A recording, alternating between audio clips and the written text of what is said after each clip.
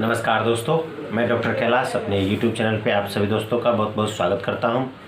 दोस्तों, आज मैं ऑटिज़म के बारे में बताऊंगा और इसके बारे में समझेंगे ये क्या होते हैं, इसके क्या क्या साइन एंड सिम्टम्स है और होम्योपैथिक मेडिसिन से आप ऑटिज़म को कैसे ठीक कर सकते हैं। तो इसके बारे में मैं संपूर्ण जानकारी दूँगा, तो बने रहिए मेरे साथ। अगर इस चैनल पे आप नए हैं तो इस चैनल को सब्सक्राइब कर ले, लाइक करें, शेयर करें और बेल आइकन को प्रेस कर दें। तो चलिए दोस्तों, शुरू करते हैं। ऑटिज़म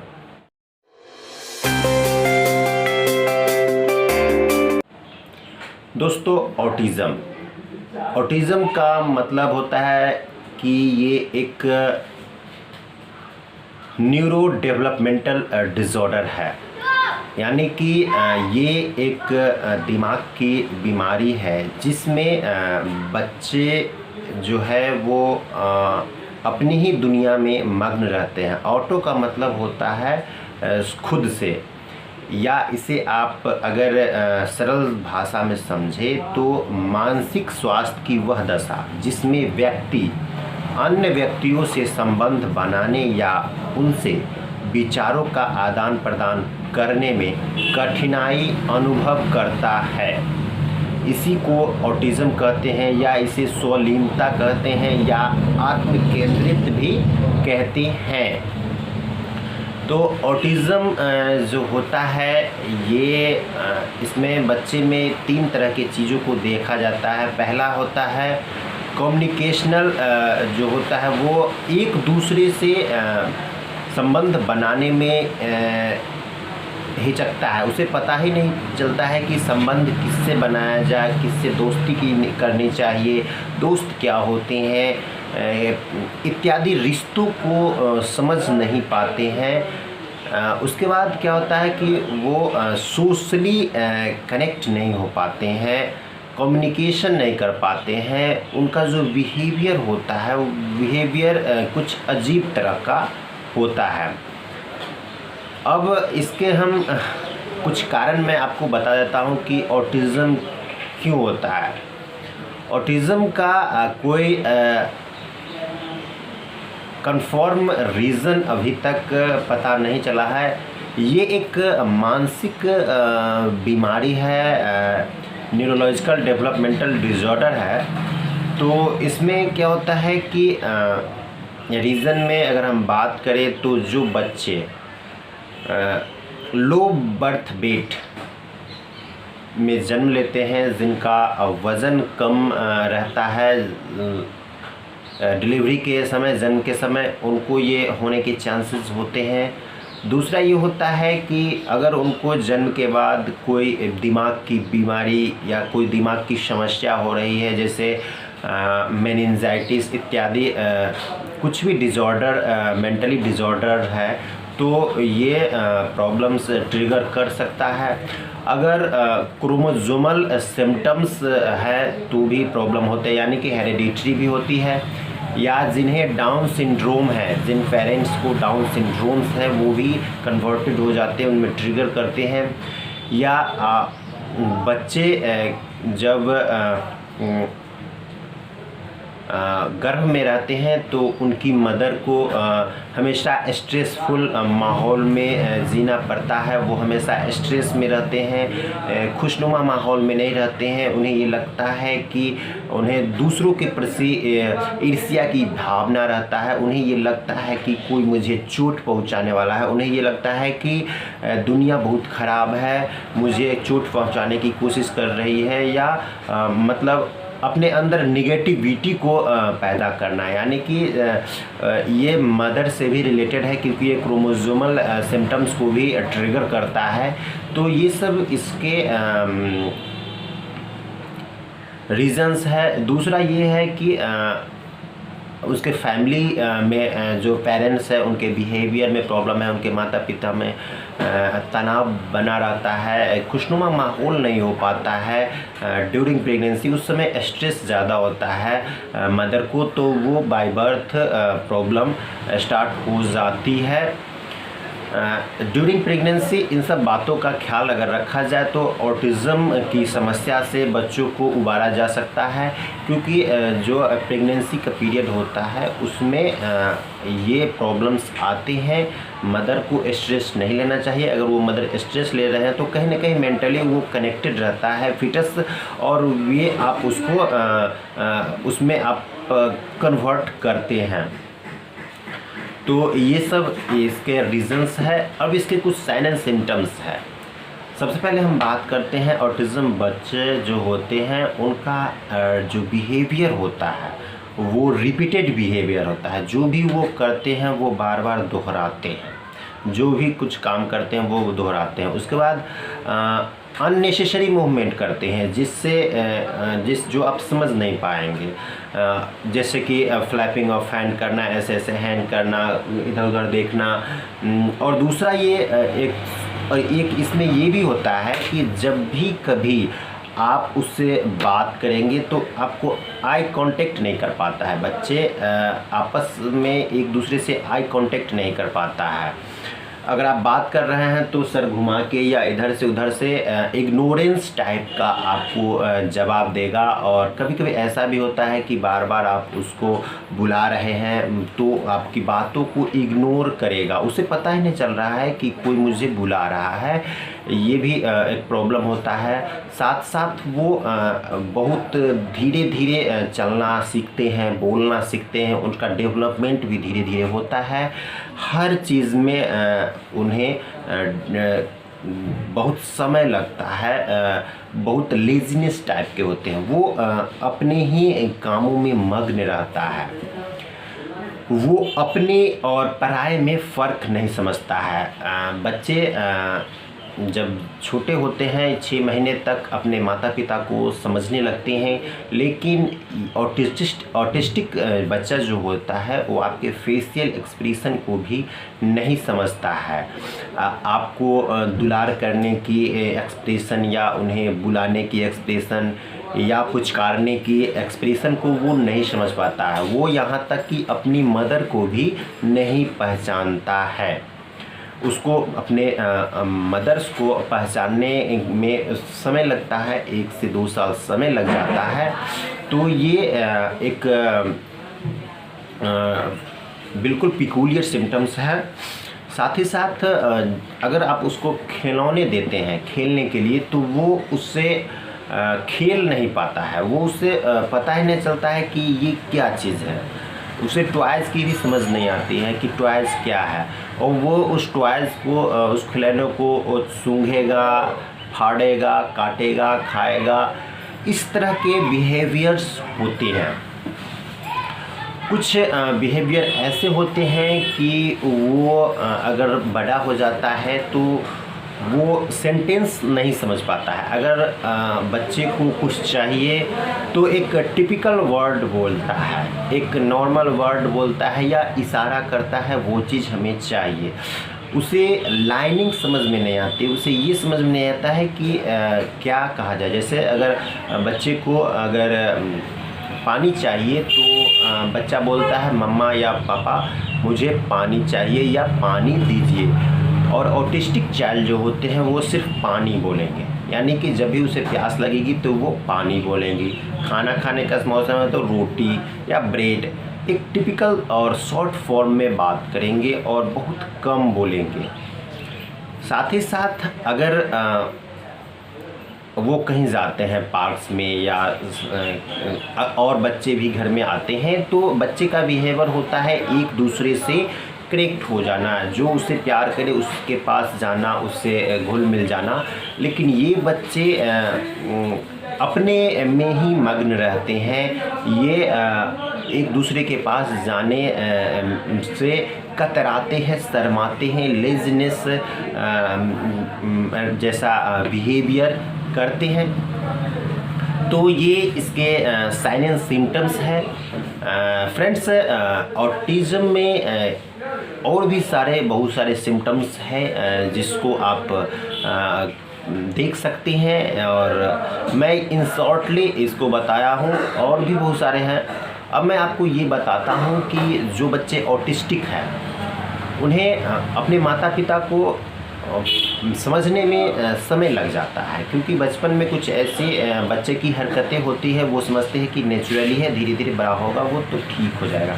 लेकिन मैं कुछ पॉइंट्स बता देता हूँ कि आप ऑटिस्टिक बच्चे को कैसे पहचानेंगे कि ये बच्चा ऑटिस्टिक है या नहीं है। सबसे पहले बात हम करेंगे कि उसकी पहचान के लिए कुछ पॉइंट्स मैंने क्लियर किए हैं, जो मैं आपको बता रहा हूं, जिससे आप ऑटिस्टिक को समझने की कोशिश करेंगे। जो बच्चे ऑटिस्टिक हैं वो आप पहचान पाएंगे। जो सामान्य बच्चे होते हैं वो माँ का चेहरा देखते ही उनके हाव भाव की समझने की कोशिश करते हैं, परंतु जो ऑटिस्टिक चाइल्ड होते हैं, जो ऑटिस्टिक बच्चे होते हैं, वो किसी से नज़र नहीं मिलाते हैं, नज़र मिलाने में कतराते हैं। नेक्स्ट पॉइंट है कि सामान्य बच्चे आवाज़ें सुनने से खुश हो जाते हैं। अगर उसे कोई पुकारता है, दुलारता है तो वो खुश हो जाते हैं। लेकिन जो ऑटिस्टिक चाइल्ड होते हैं वो आवाज़ों पर ध्यान नहीं देते, तथा कभी कभी वो ऐसा महसूस होता है कि बच्चे ने कुछ सुना ही नहीं, बच्चा यानी कि बहरा हो गया है। इस तरह के पेरेंट्स को ये अनुभूति होती है। और कुछ नेक्स्ट पॉइंट ये है कि सामान्य बच्चे धीरे धीरे भाषा का ज्ञान में अपने आप को डेवलपमेंट करते हैं, परंतु जो ऑटिस्टिक बच्चे होते हैं वो बोलने के कुछ समय बाद ही अचानक बोलना बंद कर देते हैं या अजीब अजीब आवाज़ें निकालने लगते हैं, अजीब अजीब मूवमेंट्स करने लगते हैं। नेक्स्ट है, सामान्य बच्चे माँ से दूर होने पर या अनजाने लोगों से मिलने पर परेशान हो जाते हैं, परंतु जो ऑटिस्टिक बच्चे होते हैं वो किसी से भी आने या जाने से परेशान नहीं होते हैं।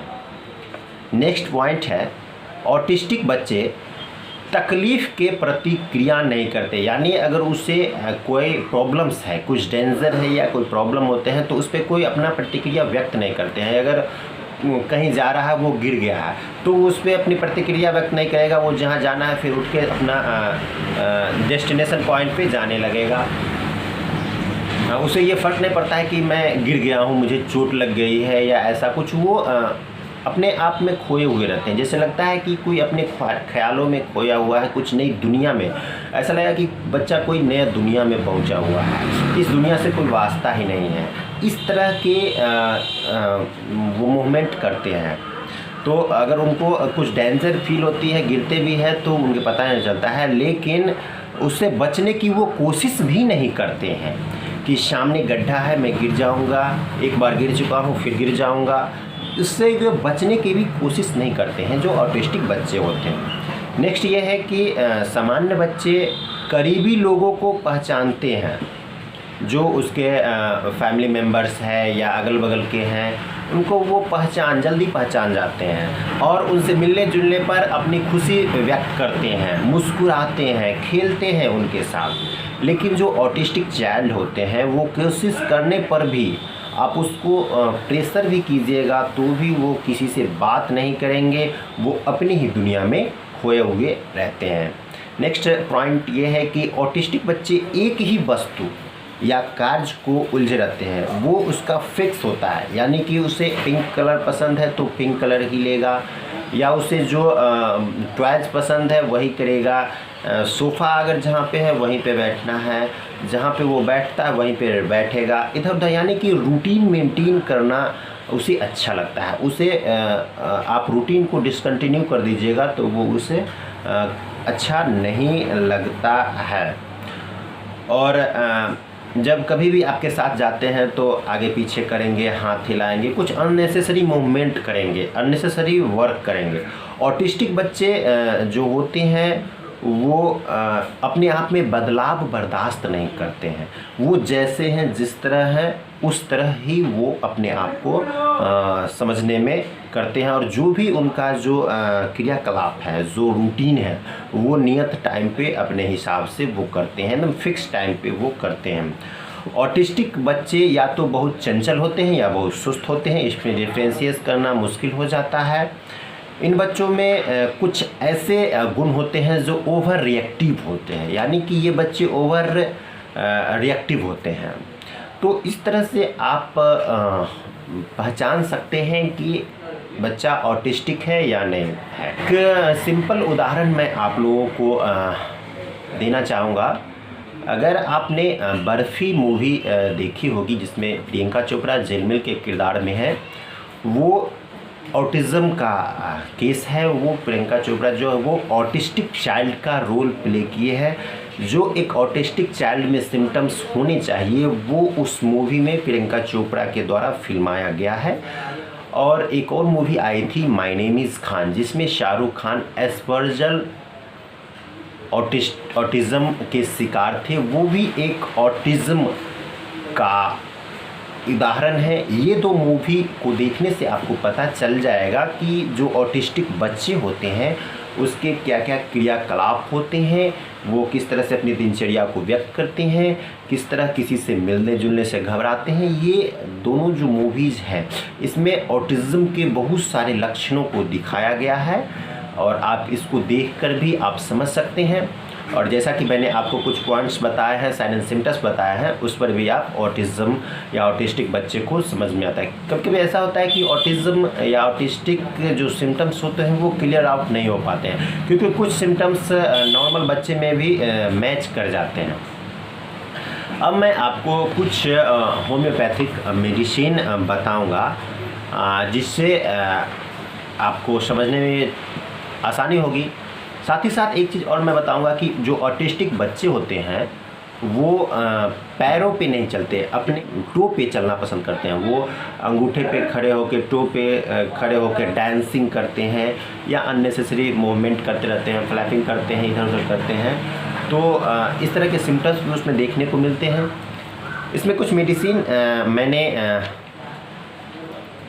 सेलेक्ट किए हैं, आप उसको ले सकते हैं। अगर जन्म के समय उनके मम्मी को स्ट्रेस है या खुशनुमा माहौल में नहीं रह पाते हैं, उनको डिप्रेस्ड होता है, उनको यातनाएं बर्दाश्त करनी पड़ती हैं, फैमिली मेम्बर से वो क्रोधित रहते हैं तो और हमेशा रोते रहते हैं और हमेशा स्ट्रेस का माहौल रहता है, वो खुश नहीं रहते हैं, तो इन सब केसों में आप पल्साटिला 200 पोटेंसी में सप्ताह में 1 से 2 बार ले, ये 2-3 महीनों तक बच्चे को दीजिए, ये ठीक हो जाएगा। इस तरह के कंडीशंस अगर है, अगर लो बर्थ वेट से अगर ये हुआ है तो आप चाइना 200 सप्ताह में 1 बार दे, ये कुछ महीनों तक देने पर ये ठीक हो जाएगा। या जो बच्चे क्रोमोसोमल सिंड्रोम आते हैं, जो डाउन सिंड्रोम्स में आते हैं, उनको भी आप दे सकते हैं। उसे आप एस्ट्रामोनियम 200 पोटेंसी में आप दे सकती हैं सप्ताह में 1 बार। ये कुछ दिनों तक देने से ये ठीक हो जाते हैं। जो बच्चे अपने टोए पे, अंगूठे पे चलते हैं, डांसिंग करते हैं, उसके लिए टेरेंटुला हिस्पैनिका होते हैं। इसे डांसिंग मैनिया जो होते हैं, जिन्हें बच्चों को जो डांसिंग अपने आप को रॉक स्टार समझते हैं और अपने अंगूठे पे चलते हैं और डांसिंग करते हैं, उसके लिए टेरेंटुला हिस्पैनिका 200 पोटेंसी में 1-2 खुराक सप्ताह में 1 बार दे, कुछ महीनों तक दे, ये बिल्कुल ठीक हो जाएंगे। दोस्तों, ऑटिज़म के लिए और बहुत सारे दवाएं हैं। अगर आपको इस तरह की समस्याएं हैं तो इस दवाओं का लक्षणों के अनुसार आप यूज कर सकते हैं, या आप किसी अच्छे होम्योपैथिक डॉक्टर से मिलकर उनका एक होल केस स्ट्रक्चर तैयार किया जाता है। केस टेकिंग करवा करके आप उन्हें मेडिसिन दीजिए। होम्योपैथी में इसका इलाज संभव है, अदरवाइज़ इसका और भी कोई सिस्टम में कोई इलाज नहीं है। आप एलोपैथ में जाएंगे तो वो कुछ थेरेपीज़ हैं जो आपको बताएंगे, जैसे कि बच्चे को खुशनुमा माहौल में ले जाइए, जिसे जो जगह पसंद है उसमें रखिए, बच्चे के पास टाइम दीजिए। ये एक मॉडर्न बीमारी है और ज़्यादातर ये जेंट्स में ही होता है, फीमेल्स बेबीज़ में नहीं होता है, और ये ठीक होने में बहुत ज़्यादा समय लग जाता है। इसके लिए कुछ थेरेपीज़ यूज किए जाते हैं, जैसे फैमिली मेम्बर से मिलना जुलना, उसके नई बातों को सिखाने की कोशिश कीजिए, हमेशा लर्नर मोड में रहिए, उसकी गलतियों को इग्नोर कीजिए, उसको नए स्टेप्स सिखाए, नए एज ए लर्नर के रूप में स्कूल्स में स्पेशली आप उसको ले जा सकते हैं, उस पर ज़्यादा से ज़्यादा टाइम दे सकते हैं। कमज़ोर होने के कारण उस पर आपको ज़्यादा सा मेहनत करने पड़ेंगे, नए नए आपको कुछ नए नए एक्सपेरिमेंट्स करके उसको दिखाने होंगे। तो कुछ इस तरह से आप उसको सॉल्व आउट कर सकते हैं कुछ थेरेपीज़ यूज करके। तो आज के लिए इतना ही। मैं उम्मीद करता हूं कि ऑटिज़म के बारे में मैंने जो जानकारी आपको दी है वो आपको समझ में आ गई होगी। इसके साइन एंड सिम्टम्स क्या है, इसको कैसे आप आइडेंटिफाई कर सकते हैं, होम्योपैथी में कैसे इसको ठीक कर सकते हैं, या कुछ फैमिली थेरेपीज़ के कारण आप इसको ठीक कर सकते हैं।